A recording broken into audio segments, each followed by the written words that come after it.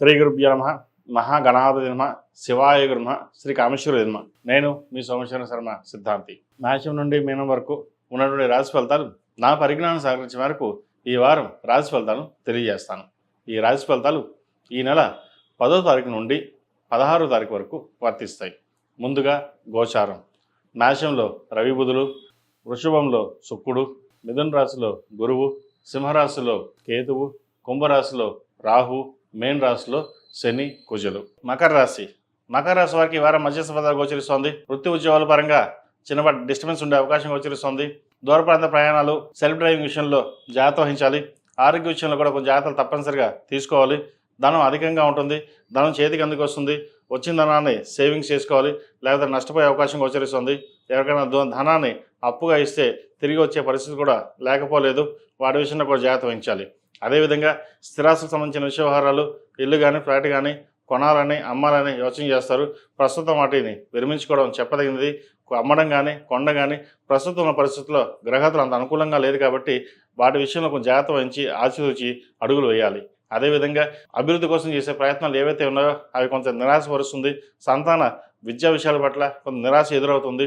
కష్టపడి చదివించాం, చక్కగా చదివిస్తున్నాం, ఏమీ సరిగా చదవలేదు అన్న భావన, బాధ ఎక్కువగా ఉంటుంది. అదేవిధంగా వివాహ ప్రయత్నాలు చేస్తున్న వారికి కాలం అంత అనుకూలంగా లేదు. వచ్చిన సంబంధాలు దూరం వెళ్ళిపోవడం, వచ్చిన సంబంధం దగ్గర దాకా వచ్చి దూరంగా వెళ్ళిపోయే అవకాశాలు కూడా లేకపోలేదు. వాటి విషయంలో జాగ్రత్త వహించాలి. వృత్తి ఉద్యోగాల పరంగా కొంత సానుకూలంగా ఉన్నప్పటికీ మానసికమైన ఇబ్బంది లేదా మానసికమైన క్షోభ అనేది ఏదో ఒక వెళ్తే అనేది ఏర్పడుతుంది. ఏం చేస్తున్నాం, ఎలా వెళ్తున్నాం, సరిగ్గా వెళ్ళగలమా లేదా, మనం చేయగలమా లేదా అనే ఒక ఆలోచన ఎక్కువగా ఉంటుంది. అటువంటి పక్కన పెట్టి మీ పనులు మీరు చేసుకోవడం చెప్పదగినది.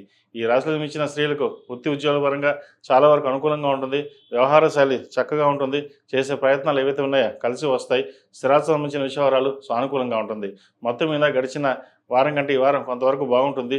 రియల్ ఎస్టేట్ రంగంలో ఉన్న వారికి, సాఫ్ట్వేర్ రంగంలో ఉన్న వారికి కాలం అనుకూలంగా ఉంది. చిరుస్థాయి వ్యాపారస్తులకు కొంతవరకు బాగుంటుంది.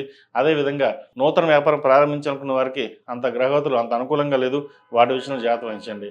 సహోదరి మధ్య విభేదాలు, ఆస్తి తగాదాలు వచ్చే అవకాశం గోచరిస్తుంది. కోర్టుపరమైన చిక్కులు ఉండే అవకాశం గోచరిస్తుంది. ఏదైనా సరే సామరస్యంగా ఉండి ముందుకు వెళ్ళాలి. మనం అన్నీ తెలిసి కూడా ముందుకు వెళ్దాం అనుకుంటే కొంత ఇబ్బందులు అనేవి తప్పు. వాటి విషయం జాగ్రత్త వహించాలి. ఖర్చును అదుపులో ఉంచుకోవాలి. అదేవిధంగా పర్సనల్ లోన్కి, క్రెడిట్ కార్డులకి ఎంత దూరంగా ఉంటే అంత మంచిది. ఈ రాశి వారు ప్రతిరోజు ప్రతినిత్యం ఓం నమః శివాయతో దీపారాధన చేయడం, అదేవిధంగా ఆంజనేయ స్వామి వారికి 8 మంగళవారాలు ఆకుపూజ చేయించడం, 8 మంగళవారాలు సుబ్రహ్మణ్య స్వామికి అభిషేకం చేయించడం చెప్పదగిన సూచన. ఈ రాశిలో జన్మించిన వారికి కలిసి వచ్చే సంఖ్య 2, కలిసి వచ్చే రంగు బ్లూ. ఏదైనా పని మీద బయటకు వెళ్ళినప్పుడు మంగళవారం కానీ శుక్రవారం వెళ్ళండి. మంచి ఫలితాలు సంప్రాప్తిస్తాయి.